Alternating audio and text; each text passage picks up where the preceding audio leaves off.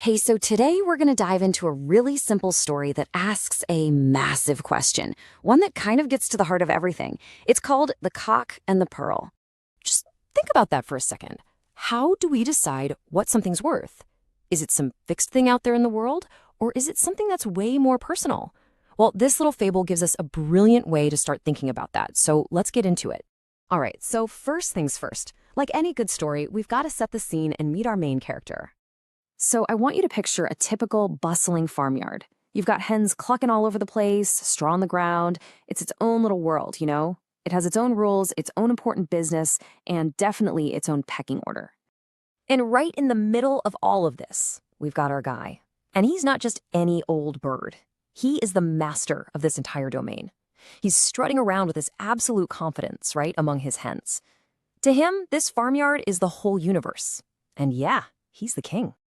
So life on the farm is pretty predictable, right? Same thing day in, day out. But on this particular day, something totally unexpected is about to get discovered. While he's doing his usual thing, something catches his eye. A little glimmer, a flash of light coming from the dull, boring old straw. It's something that just doesn't belong there. It's completely out of place in his world. And what's his immediate reaction? Oh, it's pure confidence. He doesn't even hesitate. He sees the shiny thing and just assumes, yep, that must be a prize, and it's obviously for me. I mean, that's for me. That is the kind of reaction you have when you're pretty sure the world revolves around you. So he starts digging it out from under the straw. And what does he find? It's not a tasty worm. It's not a seed. It's a pearl. A perfect, shiny pearl that somehow got lost in the farmyard. Here you have this thing of immense value to us humans just sitting in the dirt of a farm. And this moment of discovery, well, this is the heart of the story. The caucus is now facing a choice, a real dilemma that makes him and us stop and think about what value even means. Now here's where the cock gets surprisingly smart. He doesn't just kick it aside, he actually gets it. He looks at this pearl and says, "You may be a treasure to men that prize you." He understands that something's worth isn't universal. It completely depends on who's doing the looking. This really breaks it down perfectly, doesn't it?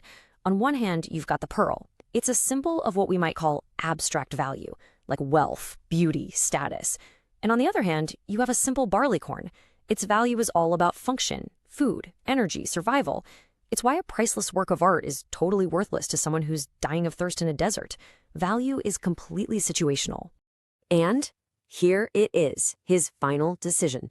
He says it with zero doubt. For him, in his world, with his needs, a single little grain of barley is worth more than a whole bucket full of pearls. It all comes down to context and what you actually need. So, what are we supposed to take away from all this? What's the big lesson from this little farmyard encounter? Let's unpack it. The story has laid it all out for us. And the final moral is actually incredibly simple, but also really profound. It all starts with this idea of precious things. You know, all the stuff we're told is supposed to be valuable. And it ends with that one crucial detail. Precious things are only precious to people who can actually prize them. People who have a use for them, a reason to value them.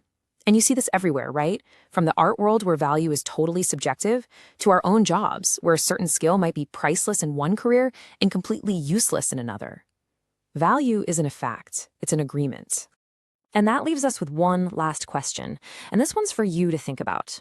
In a world that's constantly screaming at you about what you should value, what's cool, what's important, what's precious, this old fable asks something different.